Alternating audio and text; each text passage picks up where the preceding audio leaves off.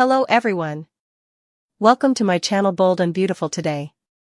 The dim hallway outside Daphne's apartment was drenched in a thin veil of rain-soaked silence, broken only by the low hum of streetlights and the muffled drone of the city winding down past midnight, and Carter stood at her door, soaked to the bone, trembling, not from cold, but from the magnitude of what he was about to say, what he was about to ask, and as she opened the door and her eyes widened at the sight of him, disheveled and frantic, her mouth opened to speak, but he cut her off, not with aggression, but with a desperate, ragged whisper, "Please, Daphne, don't tell Hope," and it spilled out of him before he could think better of it, the pleading, the panic, the shame that clung to every syllable like smoke to a burning room, and she blinked, stunned, heart pounding with the echo of his words, as if hearing them gave them power, made them real. He stepped inside before she could say no, wiping water from his face, dripping onto her hardwood floor, and when she shut the door behind him, the sound felt like a vault ceiling shut. "Don't tell her what?" she asked, voice low, sharp, already knowing, because the look in his eyes was unmistakable, the guilt, the dread,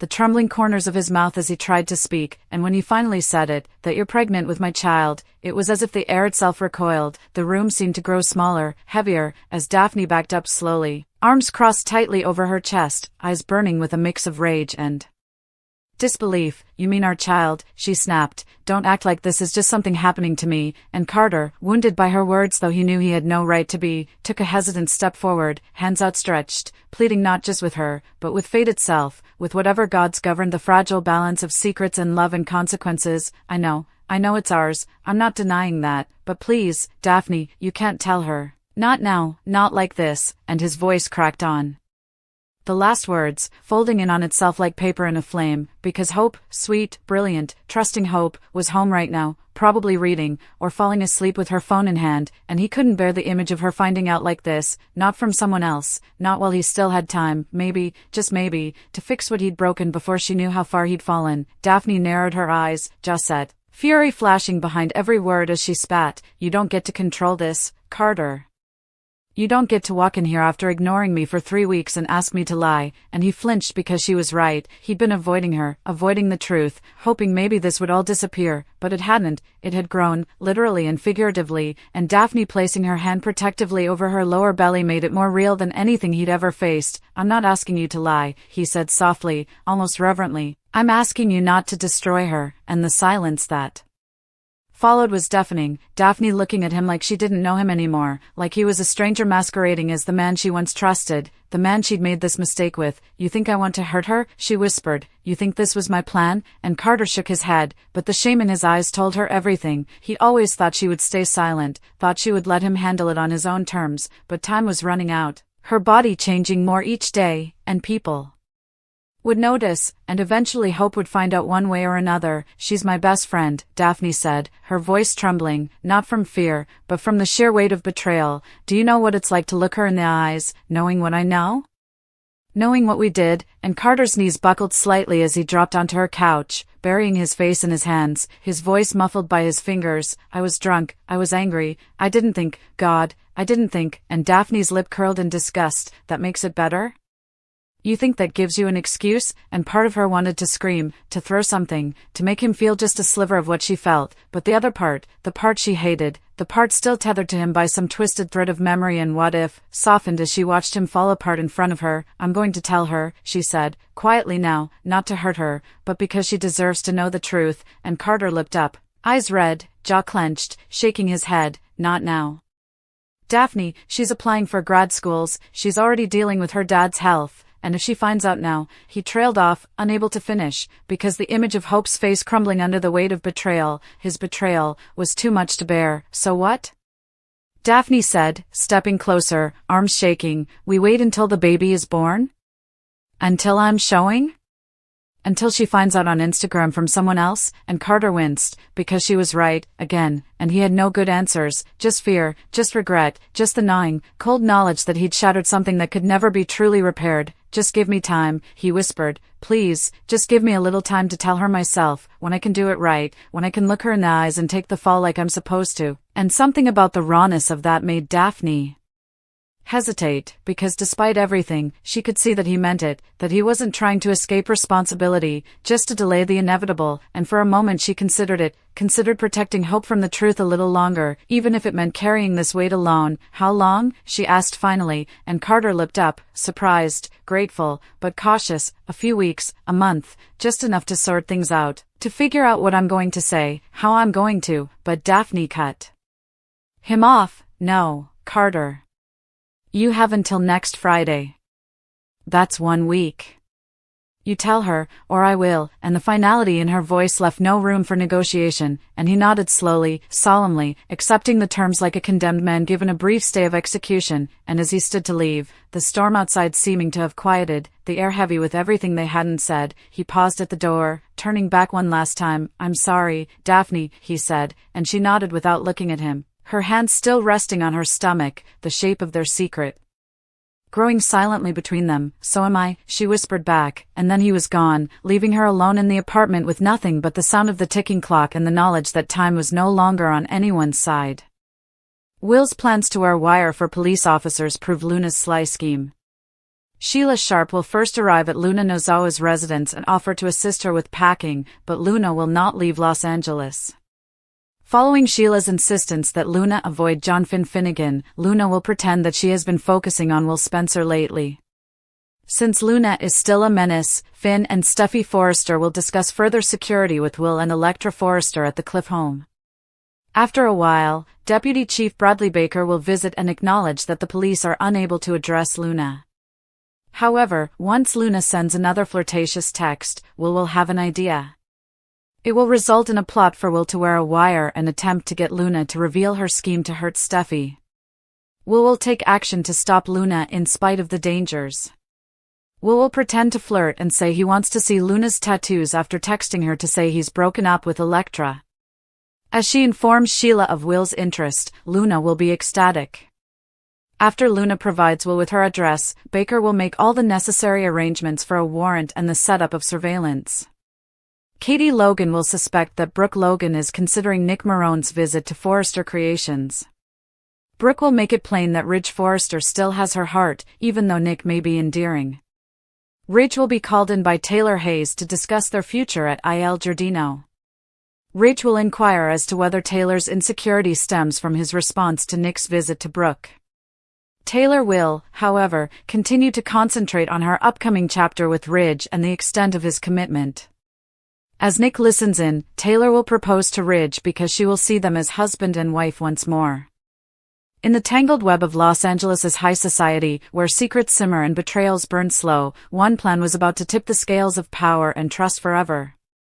Luna Nozawa's shadow loomed large over the lives of the Forrester family, and as tensions climbed, the streets whispered rumors of obsession, manipulation, and whispered confessions on hidden microphones. It all began quietly enough with Sheila Sharp's surprise visit to Luna's apartment, a place now littered with half-packed boxes and swirling uncertainty. Luna had been contemplating a move, but Sheila's sudden offer to help her pack felt both generous and intrusive. Sheila, ever the puppeteer, pressed Luna to consider starting fresh somewhere else, far from John Finnegan and the dangerous pull of past drama. But Luna, standing defiant with her sharp gaze and hands on her hips, insisted she wasn't going anywhere. Los Angeles is where my life is, she declared, voice firm. Sheila narrowed her eyes, sensing that Luna's fixation on Finn hadn't dimmed as much as it had merely shifted. Luna changed the subject quickly, letting it slip that Will Spencer had been on her mind lately, a statement both strategic and true enough to pass as casual. Meanwhile, across town at the Cliff House, Finn and Steffi Forrester were meeting with Will and Electra Forrester, their discussion turning grim as they went over new security protocols. Luna's unpredictable behavior and her ever-growing obsession with Finn posed a tangible threat. Finn was visibly frustrated, his Hippocratic oath demanded compassion, but his instincts screamed that Luna wasn't stable. Steffi, protective and wary, had already installed new cameras, but they knew that physical security only went so far when emotional manipulation was Luna's true weapon. As they debated their next move, Deputy Chief Bradley Baker arrived, carrying no hope and less authority. Unless Luna makes a move, Baker said grimly, there's nothing we can do. She hasn't technically committed a crime. The room fell silent until Will Spencer leaned back in his chair, tapping his phone thoughtfully. A fresh text from Luna flashed on his screen, flirty, teasing, and suggestive. That was when Will had an idea, a risky one, but one that might be their only shot at stopping Luna before she crossed a line that couldn't be undone. If she wouldn't reveal herself to the police, maybe she would to him. The idea of wearing a wire had its risks. Luna wasn't stupid, and Sheila's involvement made everything more volatile, but Will knew he was in a unique position. Luna still trusted him, or at least believed she could control him. After discussing the plan in private with Baker, they agreed Will would initiate contact, bait Luna into a meeting, and try to draw out a confession about her plans for Steffi. With Baker's team ready to secure a warrant and install surveillance, Will went to work. His text to Luna was simple, but effective. Electra and I are done. Been thinking about you. Still got those tattoos? Within moments, Luna responded, her excitement palpable even through a screen. Sheila, sitting beside her, watched with narrowed eyes as Luna squealed and danced around her small apartment. He wants to come over, Luna beamed. He asked about my tattoos. That means something, right? Sheila, though pleased that Luna was feeling confident again, wasn't entirely sold. She'd seen Will's poker face before. But Luna was beyond caution now, too high on the thrill of attention. Give him the address, Sheila finally said. Just be smart. With the location sent, Baker and his team sprang into action.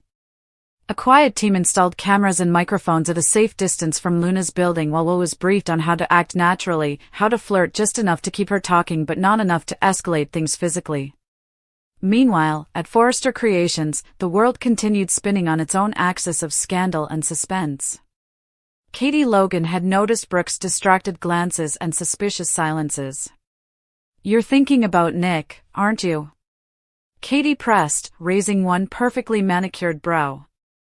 Brooke shook her head slowly, then sighed. Nick has charm, sure. He always has. But my heart, my life, it still belongs to Ridge. Katie nodded, believing her sister, but sensing that things were far from settled.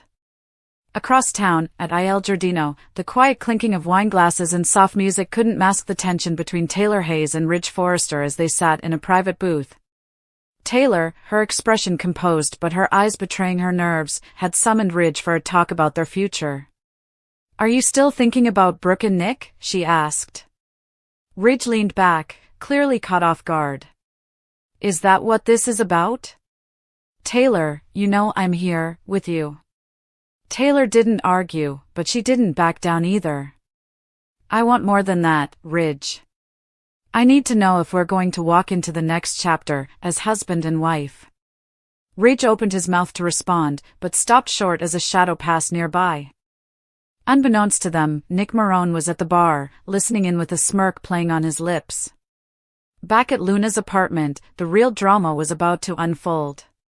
Will arrived looking casual but tense, his shirt hiding the tiny microphone taped to his chest. Luna greeted him in a short silk robe, her tattoos on display, her smile wide and predatory. You came, she said breathlessly, stepping aside.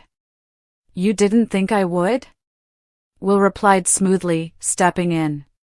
Luna poured them wine, her hands trembling slightly, and they sat on the couch, cameras outside watching every move, every word. So what changed your mind about me? Luna purred. Will gave a half smile. Maybe I realized I don't want a girl like Electra when I could have a woman like you. Luna giggled, curled up beside him, and began talking. About Electra, about Sheila, about her misunderstood feelings for Finn. Everyone thinks I'm the villain, she said, her voice darkening. But Steffi, she's the real problem. She's the reason Finn never gave me a chance. If she were gone, she stopped herself, then laughed too loudly. Not that I'd ever do anything, of course. But I've thought about it. So many times. Will's heart pounded as he gently asked, what would you do, if you could? Luna's eyes sparkled. If I could? Let's just say accidents happen. Sometimes cliffs get slippery. Sometimes breaks fail. I mean, you are a Spencer. You understand how justice can be poetic. That was enough. Baker's team had the confession they needed. But Will still had to get out safely. You're intense, he said lightly. I kind of like it. He stood, pretending to stretch. Bathroom? Luna pointed down the hall, and as he stepped out of her line of sight, he whispered into the mic, "We're done." She confessed. "Pull me out." Moments later, a knock sounded. Luna opened the door thinking it was pizza. Instead, she found Deputy Chief Baker flanked by officers. "Luna Nozawa, we have a warrant to search the premises and evidence of a criminal conspiracy. You're under arrest." The look of betrayal on her face as she spotted Will standing in the hallway was heartbreak wrapped in fury. "You lied to me," she whispered. "You played me." Will didn't respond. He couldn't. Baker read her rights, and she was taken into custody. Sheila, who had been watching from her car, peeled off into traffic, realizing that Luna's fall might drag her down too. At the Cliff House, Finn and Steffi got the call: Luna had been arrested. Relief washed over them, but so did a new wave of worry. What about Sheila? What about the next obsession? The next scheme? At Forrester Creations, Katie told Brooke about Luna's arrest. Brooke nodded quietly, but her mind was already on Ridge and Taylor's conversation and what it might mean for her own future. And at Il Giardino, as Taylor awaited Ridge's answer to her proposal, Nick Marone leaned against the bar, sipping his drink and smiling. The game was far from over. Will Spencer likes it when he kisses Luna? The dreams of Luna Nozawa will be realized. Will Spencer surprises the Il Giardino killer and gives her a passionate kiss in a sultry new teaser. What's happening? Read on to find out. Spoilers for the soap opera are ahead. B&B teasers indicate that Steffi Forrester will enlist Will Spencer to assist her in defeating Dr. Finn's daughter. Will kissing Luna is undoubtedly a part of their larger plan. It's unclear, though, how loving Luna would persuade her to stop killing people. But every good story has its flaws. Luna reels are coming. Since she first saw Will Spencer at Dollar Bill's estate after being released from prison, Luna Nozawa has had a crush on him. Will, however, has disregarded Luna's advances because he is currently seeing Electra Forrester. Will might find that he's genuinely attracted to the serial murderer when they lock lips. Indeed, he might even relish planting a kiss on Luna. Men are like putty in Luna's hands once she has them captivated. She played R.J. Forrester and Zen Forrester like fiddles, and we can't forget that. The kiss between Will and Luna upsets Electra. According to teasers for The Bold and the Beautiful, Will and Luna's kiss will be a major talking point at Forrester Creations. Electra Forrester, Will's girlfriend, will not be impressed. Rumor has it that Luna is going to cause the young pair a lot of trouble and that this could be the start of the end for their relationship.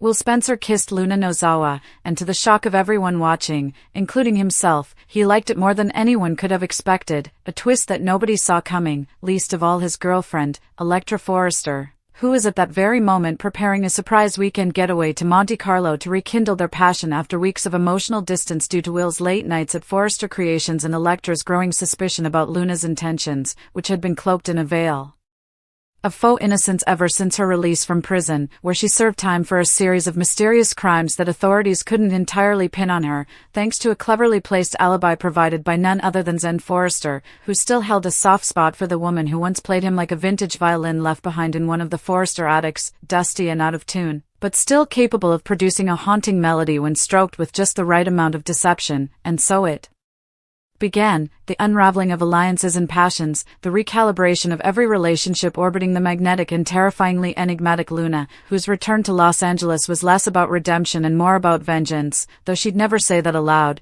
not to Will, not to RJ, not even to Steffi, who, in a desperate and morally ambiguous move, enlisted Will Spencer to pose as bait in a psychological game of chess to expose whether Luna was still the elusive Il Giardino killer or merely a woman wronged by the system, using lipstick and lingerie as her weapons of choice instead of kitchen knives, and Will, ever the reluctant pawn in his family's dynastic games, agreed to Steffi's plan not because he wanted to be a hero but because, deep down, he craved purpose, something more electrifying than boardroom battles with Ridge or passive-aggressive lunches with Dollar Bill. And when Luna walked into the room wearing that crimson silk blouse that clung to her like sin incarnate, when she looked him in the eye with a stare that dared him to lose control, Will forgot everything, his girlfriend, his mission, his own identity, and then it happened, the kiss, torrid and theatrical, a melding of souls in chaos, a forbidden moment that bent time and morality, a moment that ignited something so primal in Will that it would later make him question whether he was truly pretending at all, whether the act had stopped being an act the second his lips touched hers, and Luna, sensing victory, smiled mid-kiss, a slow, serpentine curl of her mouth against his, because she knew the exact chemical reaction she had triggered in him, the dopamine flood, the oxytocin surge, the sexual awakening wrapped in danger and mystery and the allure of the unknown, and just like that, Will Spencer, polished, ambitious, and loyal Will, was in her orbit now, spinning helplessly, while Elektra, elsewhere in the city, felt the unmistakable ache of betrayal before she even received the text from a gossip site with a blurry photo of the kiss taken by an anonymous Forrester intern with a penchant for snooping and a side hustle selling exclusives to tabloid blogs, and Elektra, heartbroken and fuming, stormed into Ridge's office demanding answers only to be told that Will was working undercover to help dismantle Luna's supposed killing spree, but the details were murky, and Elektra knew, as all soap heroines do, that the line between duty and desire is razor thin, and Will, sweet, loyal, dutiful Will, was falling for the femme fatale, just like every man before him, just like RJ, just like Zend, just like that anonymous bartender who was last seen driving Luna's car into the desert before vanishing without a trace, and now Elektra had to choose, fight for her man or destroy the woman threatening to take him, while Luna, back in her loft, carefully replayed the moment in her mind, savoring it like a fine wine, knowing that this kiss was more than just another conquest, it was the opening move in a much grander game, one that involved the Forrester Empire, the Spencer dynasty, and her ultimate goal, total control, revenge, and, perhaps somewhere in her twisted heart, a real connection with someone who saw her not as a monster, not as a manipulator, but as a woman scorned, a woman powerful and untethered, and Will, staring at himself in the mirror later that night, wiping her lipstick from his lips and tasting the residue of lust and guilt, whispered to his own reflection that he couldn't tell where the mission ended and the feelings began, and somewhere, in the shadows of Forrester Creations, a security guard stumbled upon a cryptic message scrawled on a design board, "Will belongs to me now," in red ink that looked suspiciously like blood, and the story, like all stories in this town, was only just beginning.